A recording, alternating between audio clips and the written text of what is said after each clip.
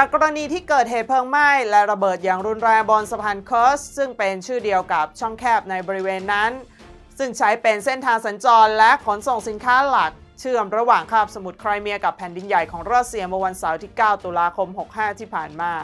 โดยในเวลาต่อมากระทรวงคมนาคมของรัสเซียออกแถลงการว่ามีผู้เสียชีวิต 3 รายเบื้องต้นคาดว่าเป็นผู้ที่อยู่ในรถยนต์ซึ่งแล่นอยู่ใกล้กับรถบรรทุกคันที่เกิดระเบิดในขณะเดียวกันยูเครนก็ออกมาเปิดเผยว่านี่แค่เริ่มต้นและยอมรับว่าเหตุการณ์นี้เป็นฝีมือของยูเครนรวมทั้งประธานาธิบดีวลาดิมีร์ปูตินแห่งรัสเซียออกมาเปิดเผยผ่านสื่อพร้อมกล่าวหายูเครนว่าเป็นฝ่ายบงการเหตุระเบิดรุนแรงที่ก่อความเสียหายแก่สะพานหลักที่เชื่อมระหว่างรัสเซียกับแหลมไครเมียและให้คำนิยามเหตุการณ์ที่เกิดขึ้นว่าเป็นการก่อการร้ายล่าสุดหน่วยความมั่นคงกลางของรัสเซียหรือ FSB ได้ประกาศจับกุมผู้ต้องสงสัย 8 คนที่คาดว่ามีส่วนเกี่ยวข้องกับแผนก่อวินาศกรรมสะพานเคิร์สที่เชื่อมคาบสมุทรไครเมียกับรัสเซียเมื่อไม่กี่วันก่อน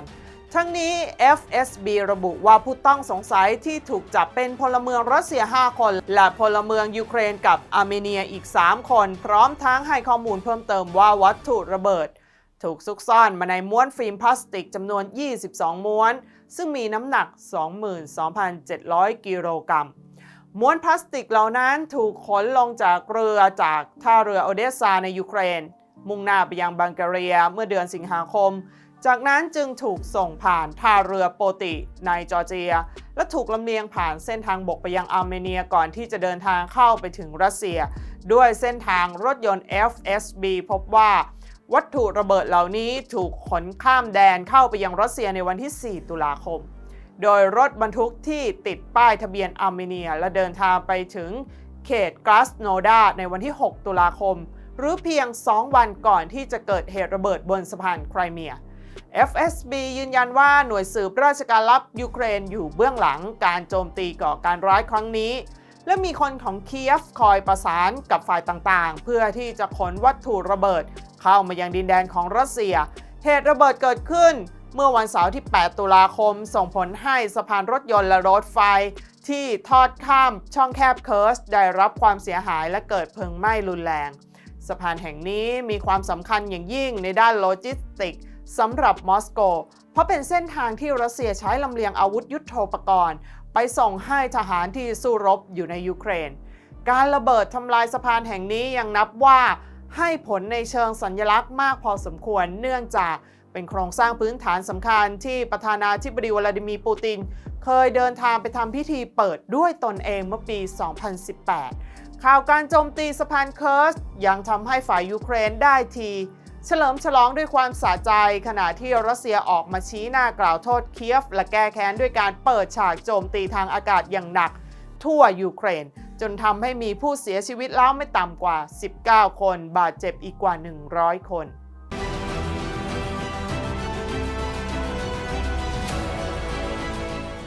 ยิ่งตอกย้ำสถานการณ์ที่เดือดระอุมากยิ่งขึ้นเรื่อยๆค่ะเมื่อประชาชนในฟินแลนด์ออกมากักตุนเม็ดไอโอดีนกันสารกัมมันตภาพรังสีและหลายๆประเทศก็ทำให้เรื่องการใช้อาวุธนิวเคลียร์ของรัสเซียกลับมาเป็นประเด็นอีกครั้งโดยก่อนหน้านี้รัฐบาลสหรัฐของประธานาธิบดีโจไบเดนประกาศจะทุ่มเงิน$290 ล้านสั่งซื้อยาต้านรังสีเมื่อสัปดาห์ที่แล้วท่ามกลางคำเตือนของผู้นำรายนี้เกี่ยวกับแนวโน้มของวันโลกาวินาศอันมีชนวนเหตุมาจากท่าทีของ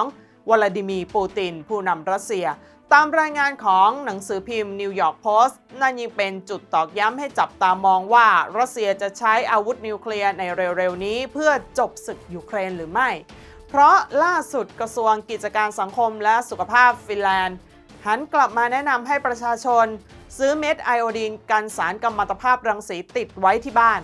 อย่างเร่งด่วนหลังสงครามยูเครนมีท่าทีบานปลายสปุตนิกนิวของรัสเซียรายงานระบุว่ากระทรวงกิจการสังคมและสุขภาพฟินแลนด์ได้กลับมาแนะนำประชาชนแดนนอร์ดิกให้ซื้อเม็ดไอโอดีนขนาด1โดสติดไว้ในครัวเรือนสำหรับทุกคนที่มีอายุระหว่าง 3-40 ปีในกรณีฉุกเฉินหากเกิดสารกัมมันตภาพรังสีนิวเคลียร์แพร่กระจายอย่างไม่คาดฝัน ส่งผลให้เกิดการแตกตื่นหาซื้อกันจ้าระหว่างที่ร้านขายยาและร้านออนไลน์ครั้งใหญ่ท่ามกลางสงครามยูเครนที่มีท่าทีจะบานปลายกระทรวงย้ำในคำประกาศแนวทางที่ไม่ได้มีการปรับปรุงมาตั้งแต่ปี 2002 บอกว่าเป็นคำแนะนำที่ตั้งอยู่บนพื้นฐานการเสนอแนะล่าสุดจากองค์การอนามัยโลกหรือ WHO นั่นเอง โดยกระทรวงฟินแลนด์ค่ะชี้ว่าคำแนะนำเรื่องเม็ดไอโอดีนถูกจำกัดใช้กับบุคคลที่มีอายุระหว่าง 3-40 ปี เป็นเพราะถือว่าช่วงอายุดังกล่าวมีความเสี่ยงสูงสุดต่อสารกัมมันตภาพรังสีนิวเคลียร์ซึ่งจะส่งผลร้ายมากที่สุดต่อกลุ่มเด็กแถลงการยังกล่าวด้วยว่า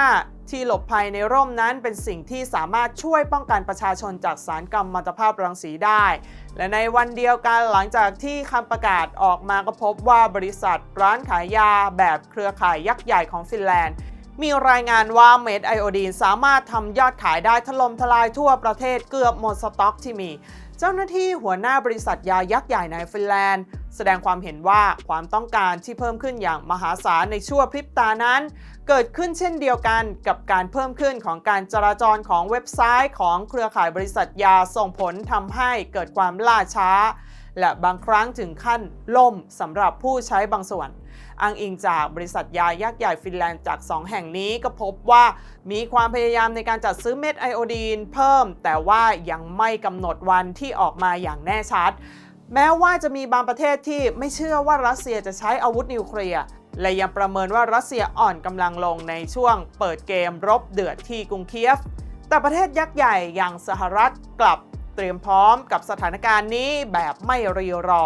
ยิ่งทำให้เริ่มชัดเจนแล้วว่าศึกรัสเซียยูเครนครั้งนี้แม้จะยังไม่อาจคาดเดาตอนจบได้แต่การใช้อาวุธนิวเคลียร์มีความเป็นไปได้สูงมากเพราะฟินแลนด์ก็เป็นอีกประเทศที่มีอาณาเขตไม่ห่างจากรัสเซียมากนักและเกมการรบในช่วงเวลานี้ถือว่าดุเดือดห้ามกระพริบตากันเลยทีเดียว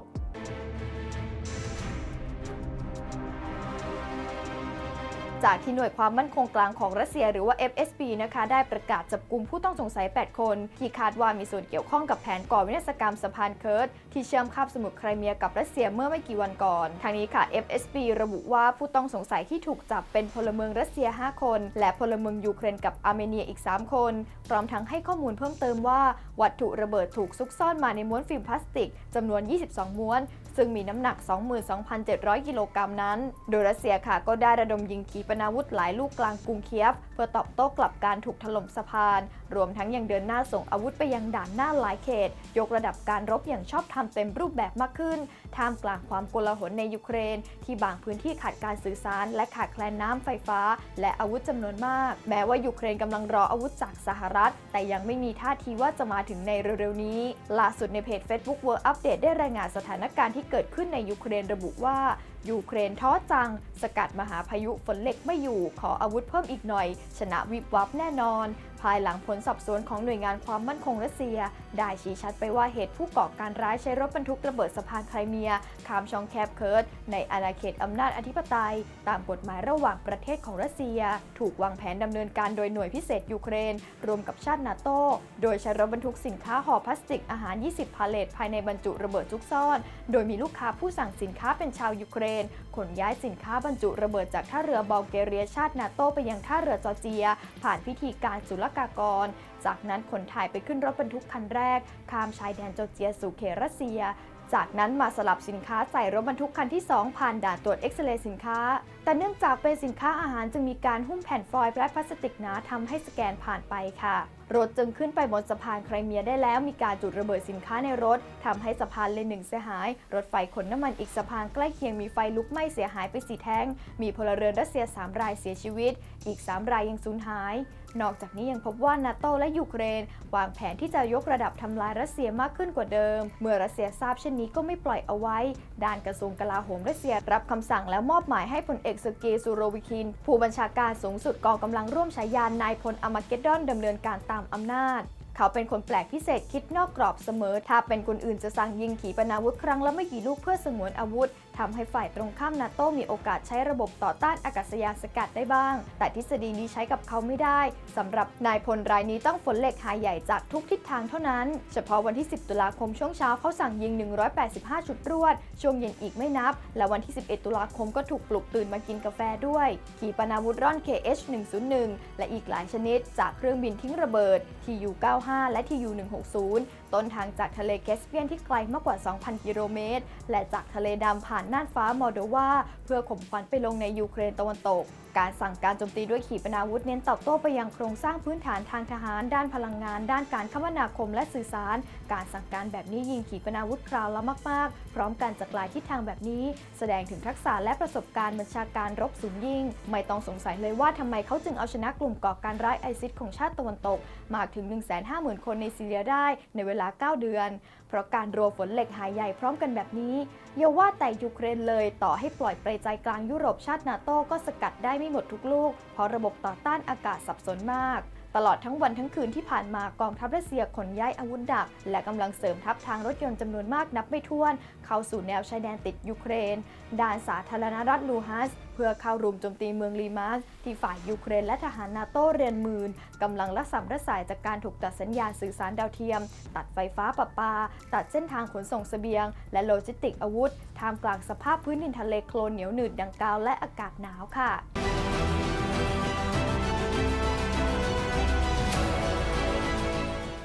หลังจากที่โฆษกกระทรวงการต่างประเทศของเยอรมนีได้มีการออกแถลงการเมื่อวันจันทร์ที่ 10 ตุลาคมว่า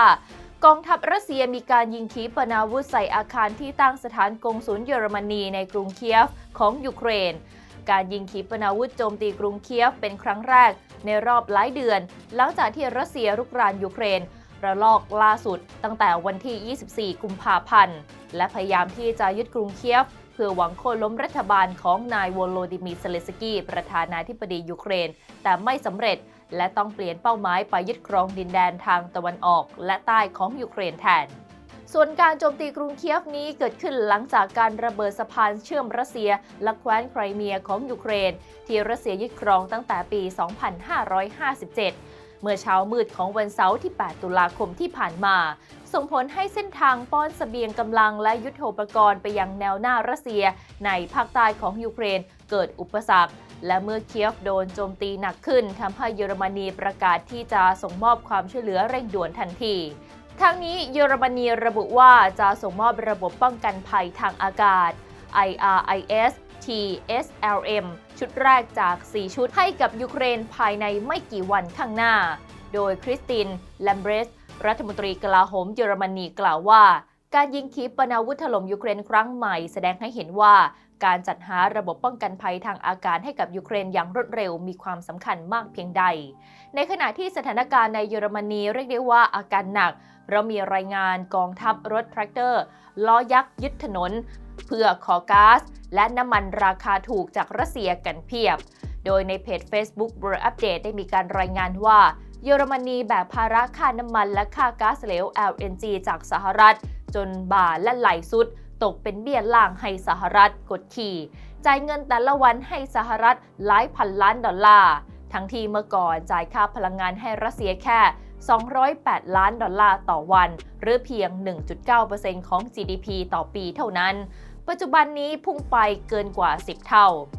มารบังตารัฐบาลเยอรมนีชุดนี้ทำให้สิ่งที่บรรพบุรุษสร้างมา52 ปีจบลงผลกระทบร้ายแรงจากนโยบายที่ผิดพลาดทำให้อุตสาหกรรมขนาดใหญ่และโรงงานผลิตรถยนต์ต้องปิดตัวลงและเศรษฐกิจเยอรมนีจะหดตัว 6% ของ GDP คิดเป็นเงิน 180,000 ล้านยูโรในปีนี้คาดว่า GDP จะโตแค่ 1.4%ส่วนปีหน้า GDP คาดว่าจะติดลบ 0.7% ตกต่ำที่สุดตั้งแต่หลังสงครามโลกครั้งที่ 2 ในสหภาพยุโรปเยอรมนีจะมี GDP เหนือประเทศเอสโตเนียเพียงประเทศเดียวเท่านั้นส่วนเยอรมนีจะกลายเป็นชาติอัตราเติบโตทางเศรษฐกิจรั้งอันดับรองบ๊วยในกลุ่ม EU ความผิดพลาดในนโยบายรัฐบาลส่งผลให้เยอรมนีมีค่าใช้จ่ายพลังงานที่แพงขึ้นอย่างน้อย 10 เท่าต้องใช้เงินสร้างซูเปอร์แทงค์เก็บก๊าซเหลว LNG ต้องอุ่นแปรรูปเป็นก๊าซ LPG พร้อมใช้ และต้องมีการสร้างท่าเรือรับก๊าซต้องไปแย่งซื้อก๊าซ LNG สหรัฐผูกขาดกับชาติยุโรปอื่นการทรยศต่อรัสเซียทำให้เยอรมนีกำลังถูกลงโทษอย่างหนักจากอัตราเงินเฟ้อเกิน 10% จากค่าพลังงานแพงกว่า 10 เท่าจากเดิมขณะนี้เกษตรกรชาวเยอรมนีรับสภาพล้มละลายไม่ไหวแล้วโดยเฉพาะชาวเยอรมันตะวันออกเขารู้สึกเป็นมิตรกับรัสเซียมาอย่างยาวนานตั้งแต่สมัยสหภาพโซเวียตและไม่ชอบการเอาเปรียบของสหรัฐและชาติตะวันตกอื่นเกษตรกรเยอรมันพากันขับรถแทรกเตอร์ล้อยักษ์บุกเข้ายึดถนนในเมืองใหญ่สิ่งที่พวกเขาต้องการไม่ยากนักและเป็นสิ่งที่จะแก้ปัญหาของพวกเขาที่ต้นเหตุคือเลิกความบาดรัสเซียเลิกยุ่งเกี่ยวและส่งอาวุธไปทำสงครามในยูเครนและให้รัฐบาลฮับพลังงานปุ๋ยราคาถูกเท่ารัสเซียเหมือนตลอดเวลา52 ปีที่ผ่านมาโปรคืนสู่เหย้าลูกค้าเก่ากลับมารับ50 บาทเมื่อซื้อสินค้าครบ499 บาทใช้เป็นส่วนลดค่าขนส่งได้โปรคืนสู่เหย้าลูกค้าเก่ากลับมารับ100 บาทเมื่อซื้อสินค้าครบ999 บาทใช้เป็นส่วนลดค่าขนส่งได้จำกัด1 คน 1 สิทธิ์ตั้งแต่วันนี้จนถึง31 ตุลาคมศกนี้